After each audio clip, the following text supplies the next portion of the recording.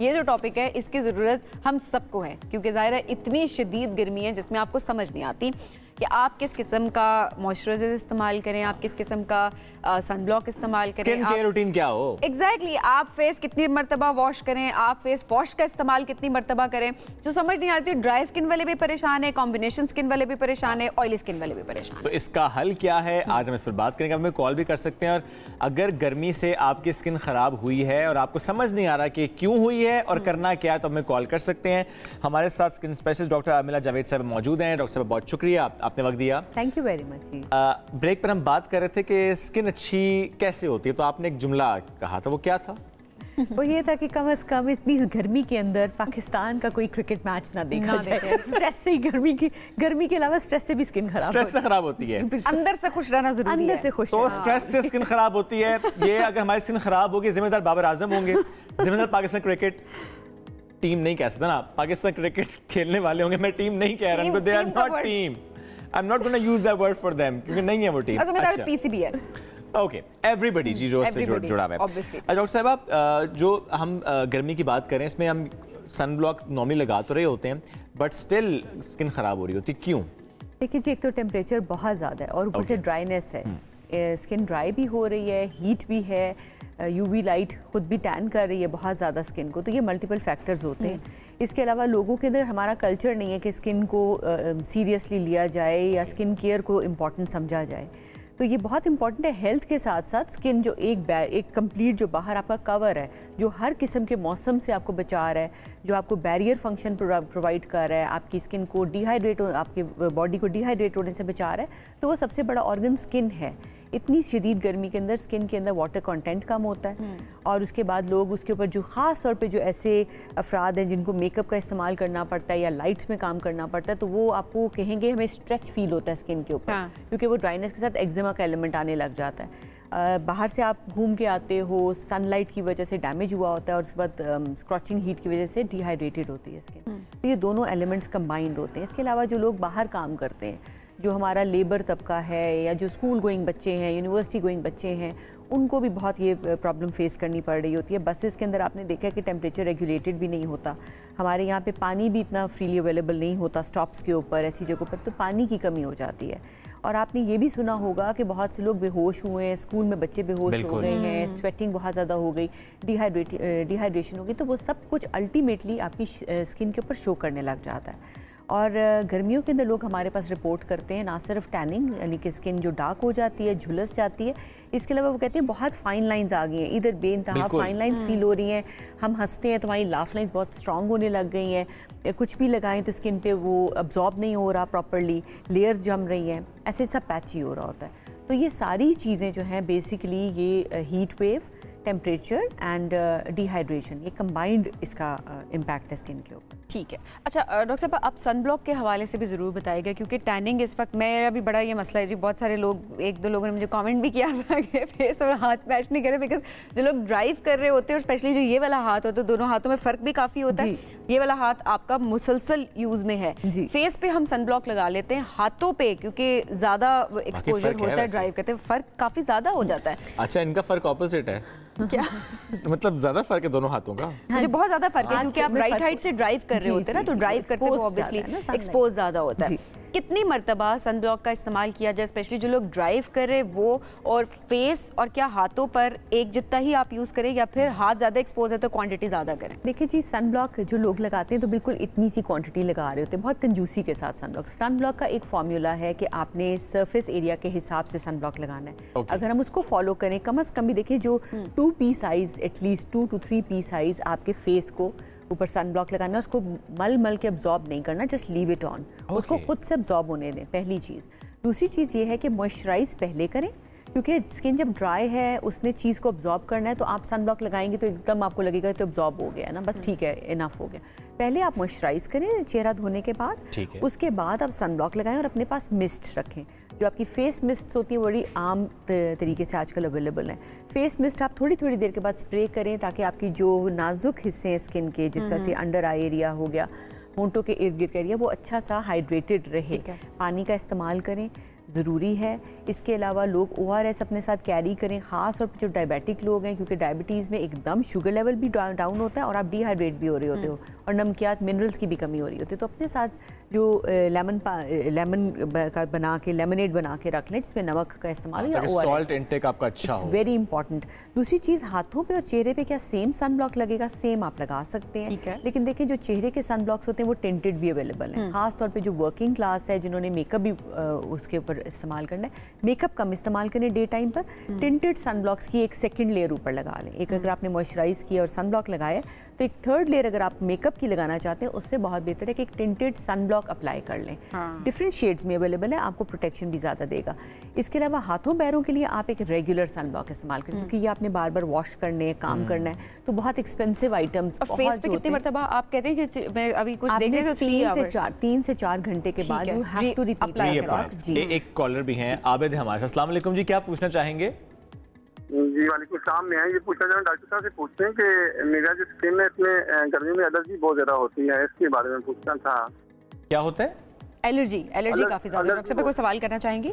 Allergy किस धूप में जाने की वजह से चेहरे पे खारिश होती है, दाने निकलते हैं, या कुछ अप्लाई करने के साथ आपको चेहरे पे एलर्जी होती है? मतलब जब मैं धूप में बाहर निकलता हूँ एलर्जी तो वैसे ही है मुझे, तो जब मैं धूप में निकलता हूँ ज़्यादा होती है मुझे। धूप में ज्यादा एलर्जी होती है, वैसे भी है, पर धूप से शायद ट्रिगर फैक्टर होगा। बहुत लोग कॉमन ये एक फैक्टर है। बिफोर यू आंसर दिस, एक और कॉलर है, आमिर है। अस्सलाम वालेकुम जी, आपका सवाल क्या है आमिर साहब? लाइन ड्रॉप हो गई जी। देखिए जी, धूप के साथ बहुत से लोग कंप्लेन करते हैं कि उनको खारिश होती है, चेहरे पे एलर्जी आती है, छोटे छोटे रेड कलर के दाने की तरह की एक चीज़ बन जाती है चेहरे पे, बड़ा कॉमन है। इसके अलावा धूप के अंदर जब आप जाते हैं तो अगर आप स्प्रेज इस्तेमाल कर रहे हैं या आपने कोई आफ्टर शेव लगाया वो भी आपको रिएक्ट करेगा, अगर आपने कोई परफ्यूम लगाया वो भी रिएक्ट करेगा। इसके अंदर ऐसे केमिकल्स होते हैं कि वो धूप में जाके ज़्यादा रिएक्शन देते हैं। जो लोग खेतों में काम करते हैं, कुछ ऐसे प्लांट्स हैं जो आपको रिएक्शन ज़्यादा देते हैं, तो वो हमने देखा है कि फार्मर्स में और जो ऑक्यूपेशनल जो हर बंदे को पता होता है कि उसका वो ट्रिगर फैक्टर क्या है, ट्रिगरिंग फैक्टर्स होते हैं, लेकिन धूप पे जाके वो ज़्यादा हो जाते हैं। एक और चीज़ जो घरेलू टोटके हो रहे होते हैं उसमें लोग लेमन डाल के चेहरे पे लगा रहे होते हैं गर्मियों में, तो लेमन या जो लाइम और ऐसी चीज़ें होती हैं वो भी बहुत सन सेंसिटिविटी, फोटो सेंसिटिविटी का रीजन इस्तेमाल कर रहे होते हैं। दही के साथ नहीं, लेकिन लेमन के साथ। नींबू लगाने से खराब होती है स्किन। जी, कुछ लोगों को रिएक्शन हो जाता है, कुछ लोगों को रिएक्शन। तो आपने ये देखना है कि किस चीज़ के साथ मुझे रिएक्शन हो रहा है, उसको तो आप बिल्कुल कट डाउन कर दें। धूप को तो आप खत्म नहीं कर सकते, लेकिन आप उस एलिमेंट को जो ट्रिगरिंग फैक्टर है उसको आप कम करें। और इसके अलावा आप सनब्लॉक लगाएं। कभी कभी जो प्रोडक्ट यूज़ कर रहे हो उसके भी जो इंग्रेडिएंट्स होते हैं, कॉम्पोजिशन होती है, उसमें से भी किसी चीज़ के साथ आप रिएक्ट कर रहे होते हैं। तो ये थोड़ा सा आपको मेंटेन करना पड़ेगा अपनी एक डायरी कि मुझे किस चीज़ के साथ प्रॉब्लम हुई है। और ऑफ कोर्स इसका इलाज फिर आप डर्मेटोलॉजिस्ट के पास जाएंगे, वो आपकी स्किन के ऊपर इमोलिएंट्स और स्किन ऐसी क्रीम्स वगैरह देगा जो उसको काम डाउन करेगा। और फिर सबसे बड़ी बात कि खाने पीने में ऐसी चीज़ें आती हैं, ऐसी प्रोटेक्शन वाले विटामिन्स आते हैं जो आपको यूवी लाइट से बचाते भी हैं और यूवी लाइट के असरात को रिवर्स भी करते हैं। उसमें आपको सनब्लॉक नहीं लगाना पड़ता? उसमें सनब्लॉक आप लगाते हो, लेकिन एडिशनल प्रोटेक्शन आपको वो जैसे कि क्या ऐसी चीज़ें खानी? देखिए, एक तो पाकिस्तान में अवेलेबल नहीं है, लेकिन इंटरनेशनली एक अवेलेबल है प्रोडक्ट जो कि हमने प्लांट से एक्सट्रैक्ट किया है। अच्छा। और वो आपको फोटो प्रोटेक्शन देता है, मतलब उसको कहा जाता है कि ये एक ओरल सनब्लॉक है। अच्छा। पाकिस्तान में अवेलेबल नहीं है। इसके अलावा कुछ ऐसे विटामिन्स हैं जिस तरह से आप देखें निकोटिनामाइड है, विटामिन सी, ये रिपेयर करते हैं स्किन को। जो UV A and UV B rays हैं वो डैमेज कर रही हैं, लेकिन वो रिपेयर साथ साथ अगर आपका इनटेक अच्छा है इन विटामिन्स का तो वो भी आपको रिपेयर करें। इसके अलावा जिन लोगों को फोटो सेंसिटिविटी है, एलर्जीज़ हैं, उनको हम लोग ख़ास हिदायत होती हैं कि आपने अपना सन एक्सपोजर कम रखना है, आपने किस टाइम पे बाहर निकलना है, अपने वर्किंग आवर्स चेंज करो। प्रोडक्ट्स के ऊपर हम लोग बहुत उनको गाइड करते हैं। बिसाइड्स दैट हम लोग उनको ऐसी चीज़ें देते हैं जो इनकी इन्फ्लेमेशन बॉडी की कम करे, मतलब खाने पीने की भी ऐसी दवाइयाँ आती हैं, अप्लाई करने की ऐसी दवाइयाँ आती हैं जो उनकी इन्फ्लेमेशन को काफ़ी हद तक कंट्रोल करती हैं और वो बचे रहते हैं। अच्छा, बस सन ब्लॉक के हवाले से एक मैं चाहूँगी इसको आप क्लैरिफाई ज़रूर करें कि सिर्फ हमें होता है कि बाहर जाते हुए हम सन ब्लॉक अप्लाई करें। जो ये लाइट्स हैं इस वक्त, जिन लाइट्स में हम बैठे हुए हैं, घर की लाइट्स हैं, स्पेशली अगर आप किचन में ख़वातीन जा रही हैं, वो भी एक हीट है जो कि आपकी स्किन की लेयर को तो लग रही है ना। सो क्या सन ब्लॉक आपको घर के अंदर भी अप्लाई करना चाहिए, हर वक्त रखना चाहिए, या फिर सिर्फ बाहर या अंदर काम नहीं करता? देखिए जी, बाहर जाते वक्त तो इट्स अ मस्ट, ठीक है, वो तो आपने पूरे सनलाइट को आप एक्सपोज हो, लेकिन घर के अंदर भी इट्स एसेंशियल। और इवन ये वाली लाइट्स, ये तो मैं हमेशा से कहती हूँ कि हम इन लाइट्स में बैठ के समझते हैं ये डैमेज नहीं करी, बट इन लाइट्स की भी एक यूवी इनका भी कंटेंट ये भी आपकी स्किन की लेयर को डैमेज करता है। इसके अलावा जो आपके घर की जो खिड़कियां खुली हुई हैं वहां से लाइट आ रही है, धूप आ रही है, ख़वातीन जो यानी कि समर में लगा लें सनब्लॉक बेहतर है। इंडोर्स भी लगाएं, इंडोर सनब्लॉक हम डिफरेंट देते हैं, ठीक है। आउटडोर हम इंडोर वाला जरा हम लोग SPF कवरेज पे डिपेंड कर रहा होगा, 40 तक कर देते हैं और जो आउटडोर है वो 50+, ठीक है। 30-40 इंडोर, 50+ इज आउटडोर। एक और कॉलर है मोहम्मद जिया, अस्सलाम वालेकुम, मुल्तान से आपने कॉल किया कि आप मुल्तान की तो गर्मी वैसे ही बहुत ज्यादा है, क्या पूछना चाहेंगे? जी, बस ये मैं पूछना चाहता हूँ कि बेटी है, उसके चीक्स पे और आंखों के नीचे ब्लैक स्पॉट्स हैं। अच्छा, कुछ बच्ची है, एज क्या है? वो ब्लैक ज़ियासब एज, ब्लैक एज क्या है ज़ियासब उनकी? 12 ईयर्स है, ठीक है। अच्छा, ये निशान इनको कब से पड़े हुए हैं? कहीं पे कोई केमिकल रिएक्शन तो नहीं हुआ, कोई चीज़ लगाई हो बच्चे ने उससे रिएक्शन? ज़ियासब अगर आप बता दें इसके बारे में भी। नहीं, ये तकरीबन 1.5-2 साल हो गए। वो डॉक्टर साहब को भी चेक करवाया था, उन्होंने क्रीम्स लिखी थी लेकिन इतना कोई इफेक्ट नहीं पड़ा। अच्छा, ठीक, 1.5-2 साल तो ये है कि ऐसी सूरत हाल में डॉक्टर देखे, क्योंकि हमारी जो स्पेशलिटी है वो देखने से ताल्लुक रखती है, हम उसको देख के डायग्नोज करते हैं। उसके बाद आप कुछ रिकमेंड करेंगे? क्योंकि कोई भी दाग धब्बा बन गया तो उसके मल्टीपल रीजंस हो सकते हैं। हमने देखना होगा कि वो सिंपल किसी चीज का रिएक्शन है, उससे निशान पड़ गया है, या कोई खुदा न खासा कोई मॉस्किटो बाइट के साथ, उसके बाद मालूम होगा कि अब क्या होना है, स्किन पे वाकई कोई बीमारी आ रही है, तो ये हमने देखना होता है। ट्रीटेबल होता है? बिल्कुल जी, ट्रीटेबल तो तकरीबन अल्हम्दुलिल्लाह ज्यादातर बीमारियां जो है वो ट्रीटेबल होती है। ऐसे होता है कुछ निशान जो चेहरे पे पड़ जाए लेकिन ट्रीटेबल ना हो, ऐसे होते हैं अभी भी? देखिए, जो लाइकन प्लेनस और इस तरह की बीमारियां होती हैं ना, उनके निशान बड़ी मुश्किलों से जाते हैं, बहुत देर से जाते हैं, चले वो भी जाते हैं, मध्यम हो जाते हैं, लेकिन उसके लिए बहुत स्ट्रगल करनी पड़ती है और बड़ी डेडिकेशन चाहिए होती है from the physician side and from the patient side. Right, एक और कॉलर है, शहजाद है इस्लामाबाद से। अस्सलाम वालेकुम। जी, अस्सलाम वालेकुम, खैरियत से आप? मैं ये देख रहा हूँ शहजाद साहब, आपके साथ साथ बाकी जितनी कॉल्स आएंगे ना, मर्दों की कॉल्स आ रही हैं। एक ने बेटी की कॉल भी की थी। मर्द ज्यादा फिक्रमंद हो गए हैं, क्या हुआ सर स्किन को? ये वाइटिलाइगो है जी, जिसको फुलबेरी कहते हैं, पिछले काफी सालों से। तो इसमें मैंने एक सवाल पूछना था डॉक्टर साहब से कि ये धूप के हवाले से लोग कहते हैं कि अगर आप धूप में फिरें तो इससे कैंसर हो सकता है, because your skin is directly exposed to sunshine. इसके बारे में डॉक्टर साहब की ओपिनियन लेनी थी। जी डॉक्टर, बहुत अच्छा सवाल इन्होंने पूछा है, आई मस्ट अप्रिशिएट। देखिए, विटिलाइगो के अंदर ये होता है कि जो जिल्द के नीचे आपके मेलानिन बनाने वाले सेल्स हैं वो ख़त्म हो जाते हैं। तो अल्लाह ताला ने हमें जो प्रोटेक्शन दी हुई है सूरज की अल्ट्रावायलेट रेडिएशन से, वो मेलानिन की ही सूरत में दी हुई है। अब वहाँ पे प्रोटेक्शन तो है नहीं, तो सन की जो अल्ट्रावायलेट रेडिएशन है वो डायरेक्टली आपकी स्किन को अफेक्ट करेगी और ज़्यादा करेगी। पहले तो मेलानिन एक छतरी की तरह आपकी जो डीपर टिश्यू है, डीपर सेल्स है, उनको बचा लेता है और इसीलिए आप टैन हो जाते हैं। तो tanning is a mechanism of protection अल्लाह ताला की तरफ से। लेकिन ये जो जब विटिलाइगो होता है तो वहाँ पे जो एरिया है स्किन का जो बिल्कुल सफ़ेद हो चुका है, वहाँ पे नीचे मेलानिन बनाने वाले सेल्स नहीं है, मेलानिन की प्रोटेक्शन है, तो वहाँ पे ज़्यादा चांस है खुदा न खासा कैंसर डेवलपमेंट का। तो ऐसे लोगों को सूरज में जाते वक्त बहुत एहतियात करनी चाहिए।